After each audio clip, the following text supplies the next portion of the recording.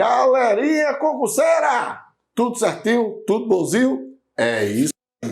Voltamos, né? Ainda com funções essenciais à justiça e falando aí do Ministério Público. Bem, nós terminamos o bloco vendo como o ingresso na carreira, não é, do promotor de justiça, do membro do Ministério Público. Da mesma forma que nós trabalhamos em relação aos membros do Poder Judiciário, os magistrados, você vai ter essa simetria em relação aos membros do MP. Em relação ao quê? Garantias e vedações. Então, garantias dos membros do MP e vedações dos membros do MP são, não vou dizer as mesmas, porque em relação aos membros do Ministério Público tem umas diferenças em relação às vedações. Mas as garantias são as mesmas e as vedações praticamente as mesmas. Praticamente porque a gente vai ver que existem algumas diferenças e são nessas diferenças que a prova pega você, não é? A famosa pegadinha. Então vamos lá. Quais são as garantias dos membros do MP? Vitaliciedade, inamovibilidade e irredutibilidade. Subsídios. Já disse para vocês, vitaliciedade é diferente de quê? De estabilidade. Vitaliciedade é uma coisa, estabilidade é outra. Quais são as principais diferenças? Tempo e a perda do cargo. Tempo para adquirir a vitaliciedade, 2 anos. Tempo para adquirir a estabilidade, 3 anos. Perda do cargo.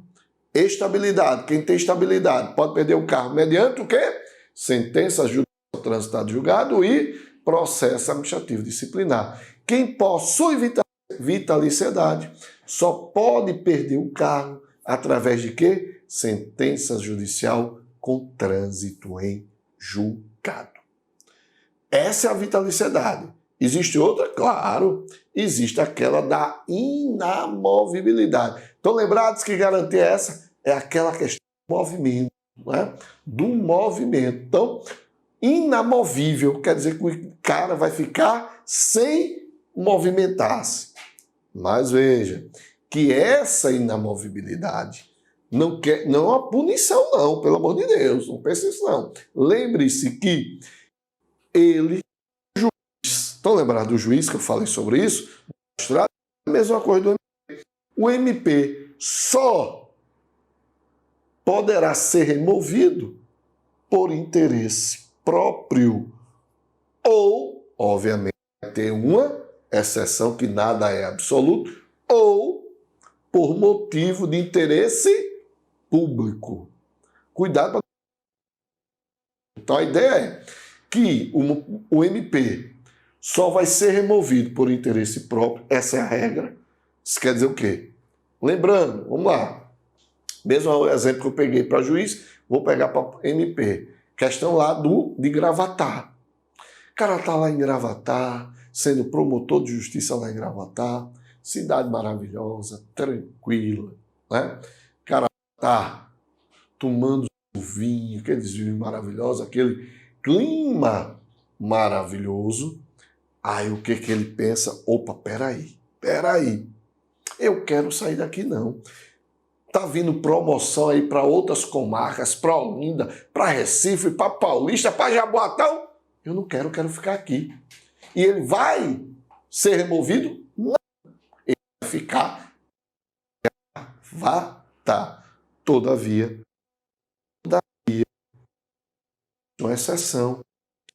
Mesmo ele não querendo, ele vai ser removido. Quando é que acontece isso? Por interesse público. Aí vai ter uma votação, não é? Lá entre os membros do Ministério Público e ele só vai ser removido mediante uma decisão por maioria do que absoluta de seus membros, obviamente vai ser assegurada a ele a ampla defesa. E por último, última garantia, é a irredutibilidade do subsídio. A gente já falou para vocês que não pode ser diminuído. Na verdade, quando se fala em subsídio, em vencimentos, no setor público, muito cuidado, no setor público, você não pode ter essa irredutibilidade, tanto de subsídios como de vencimentos. E por que eu dei essa ênfase no setor público? Porque no setor privado existe a regra, não é? Da irredutibilidade do salário, mas ele pode ser reduzido mediante convenção ou acordo coletivo, que não acontece no setor público. Não acontece de redução de salário, seja por convenção ou por acordo coletivo. Ele é irredutível. Bem, então essas são as regras, não é, de garantias dos membros do Ministério Público. Mas ele também sofre o quê? Vedações. Ele também sofre o quê? Proibições. Muito cuidado, porque são parecidas, não são idênticas com o Poder Judiciário. Muito cuidado, porque as vedações são parecidas, mas não são idênticas a os membros do magistério. Por quê? Bora lá, vamos começar. Então, vedação igual MP, magistrado. São vedações. Não pode receber, a qualquer título e sob qualquer pretexto, honorários, percentagens ou custas processuais. Então, essa vedação tanto vale para o magistrado quanto vale para o Ministério Público. Agora, cuidado nessa vedação agora. Exercer a advocacia. Essa vedação não tem para o magistrado. Aí você vai dizer, sim, mas por quê, Manuel? Já é uma coisa coerente não exercer a advocacia. Não. Sabe por quê? Sabe por que tem essa vedação? Porque antes da Constituição Federal, os membros do Ministério Público poderiam advogar, desde que não advogasse contra, por exemplo, se ele fosse do Ministério Público Federal, não podia advogar contra a União. Se ele fosse membro do Ministério Público Estadual, não podia advogar contra o Estado. Mas eles podiam exercer a advocacia. Por isso, veio logo de cara, não é? Essa vedação. Quando a Constituição de 88 entra em vigor, diz logo, ó, membro do Ministério Público não pode exercer a advocacia. Beleza? Aí outra vedação que não tem lá no magistrado. Por que não tem? Porque deriva dessa proibição de exercer a advocacia. Por exemplo, participar de sociedade comercial na forma da lei. Não tem para o magistrado, mas tem para o MP. E por que tem para o MP? Porque quando ele podia exercer a advocacia, ele podia abrir um escritório, pessoa jurídica. Sociedade comercial. Ó, por isso que não pode. Outra proibição que não está, na... Opa, deixa eu tirar isso aqui. Que não está no Poder Judiciário, quer dizer, está no Poder Judiciário, mas só entrou como proibição do Ministério Público a partir de 2004. Qual foi? Exercer atividade político-partidária. Preste atenção. Essa proibição, essa vedação, tanto cabe ao magistrado como cabe ao MP. Só que essa vedação em relação ao membro do MP só entrou a partir de 2004 com a emenda constitucional de número 45. Peraí, Emanuel, isso quer dizer que antes de 2004, promotor de justiça poderia se candidatar? Poderia, porque era permitido exercer. Então, né, eu conheço casos lá de Recife, né, de 2 promotores, né, que eram vereador e o outro chegou a ser deputado. A partir de 2004, com a emenda constitucional número 45, ficou proibido, beleza? E a última vedação tem a ver com a quarentena, que é aquela proibição também que tem lá para o membro do Poder Judiciário. Estão lembrados? Qual é essa vedação aí da quarentena? É que ele não pode, não é? Não pode exercer a advocacia no juízo ou tribunal do qual se afastou antes de decorrido o quê? 3 anos do afastamento do cargo por aposentadoria ou exoneração. Chamamos também de quarentena. Chamamos também de quarentena, mas lembrando da mesma forma que eu fiz lá. Quando a gente estudou o Poder Judiciário, eu estou dizendo aqui, quarentena não quer dizer 40 dias. Quarentena é um termo equivalente a afastamento. Período de molho. Qual é o período de molho? 3 anos. Então ele não poderá exercer advocacia, não é, no tribunal do qual ele se afastou ou foi exonerado.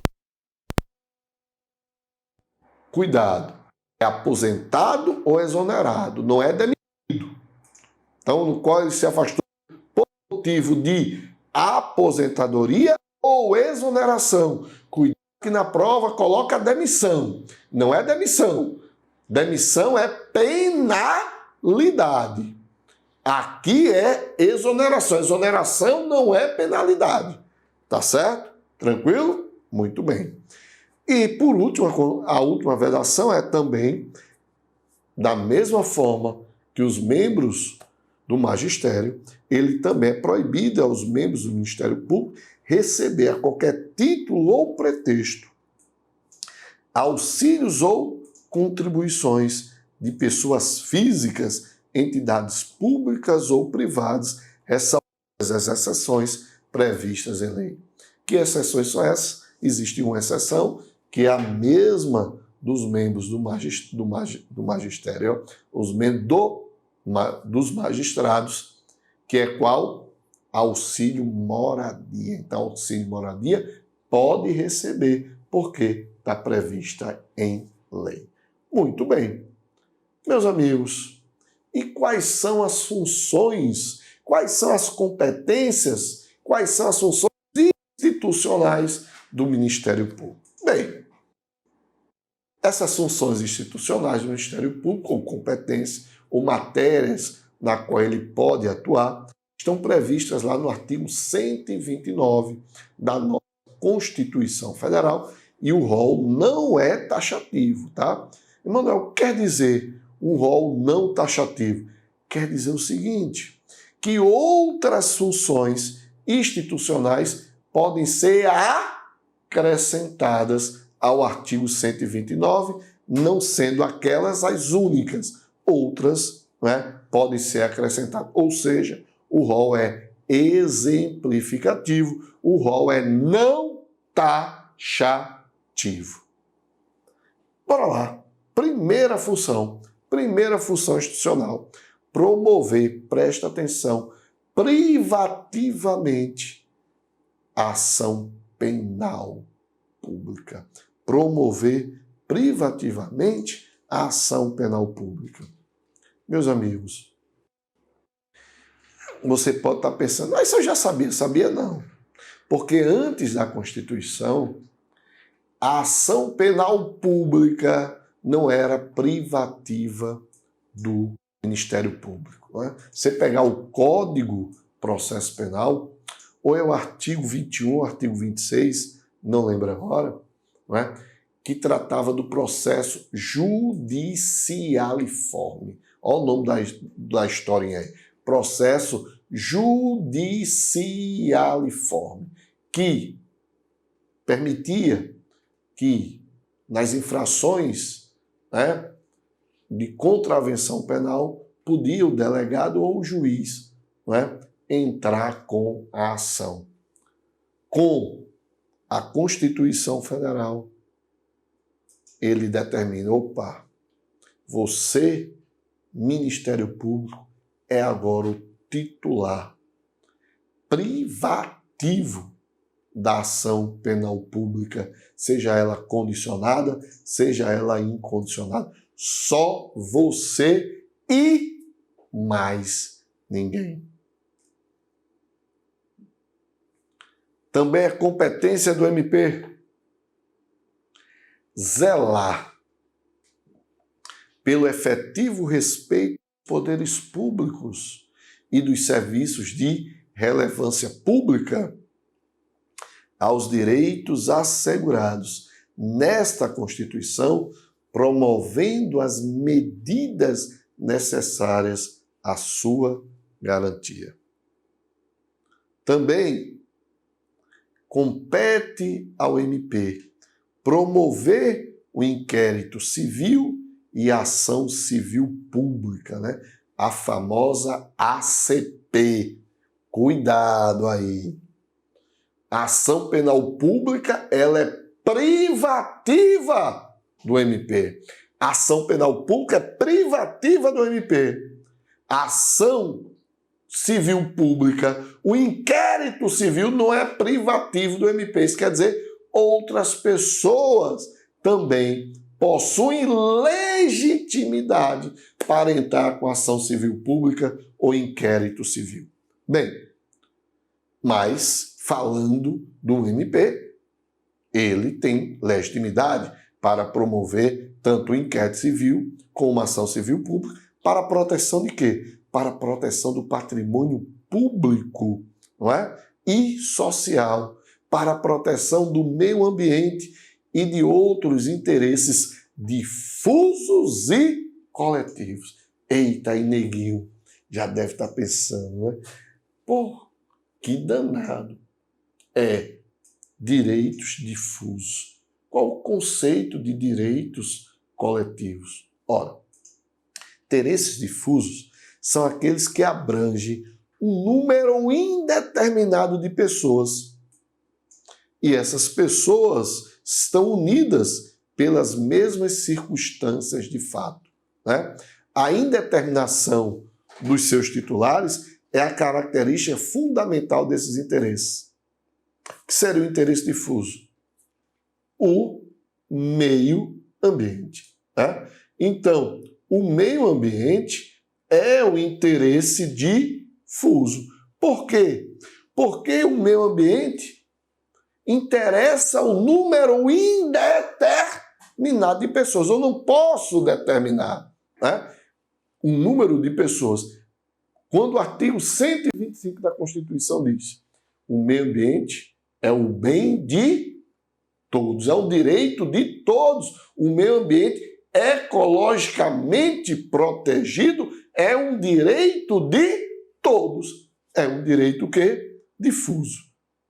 Já os interesses coletivos são aqueles pertencentes a grupos, a um grupo, a uma categoria ou a classe de pessoas determinável, ligadas entre si ou com a parte contrária por uma relação jurídica base.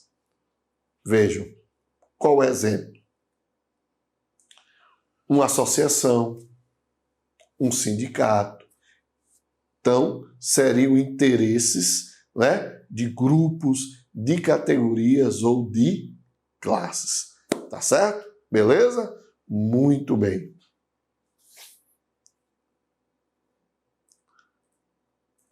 Ainda, de acordo com o artigo 129, são funções institucionais do Ministério Público promover ação de inconstitucionalidade ou representação para fins de intervenção da União e dos Estados, nos casos previstos nesta Constituição. Então, a Constituição vai permitir, não é, a inconstitucionalidade ou representação para fins de intervenção, que ocorreu, por exemplo, né, no Rio de Janeiro. Só lembrando,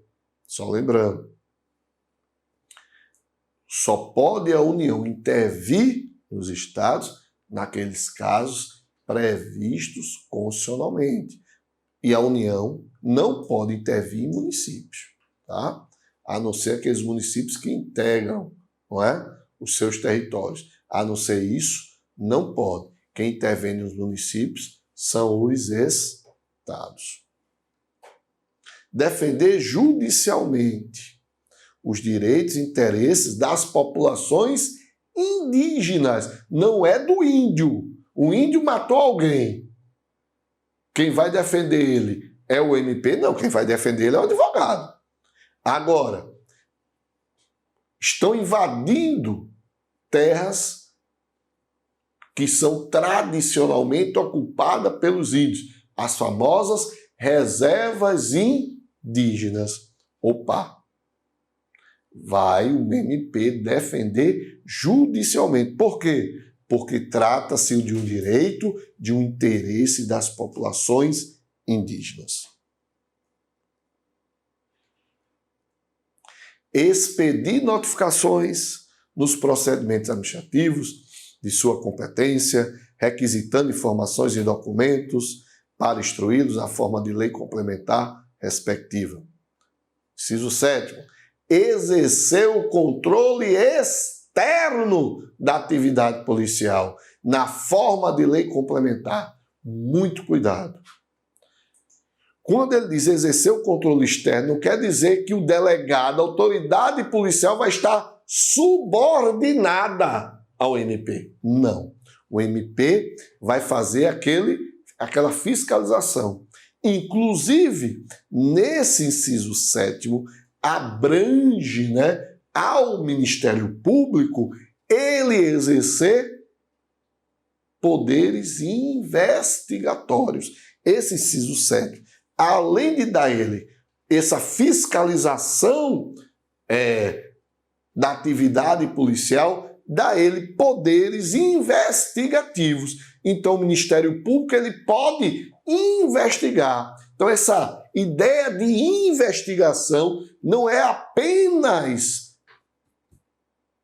função do delegado. Outras instituições têm fins investigatórios, inclusive o MP. Emanuel, me cita outra instituição aí?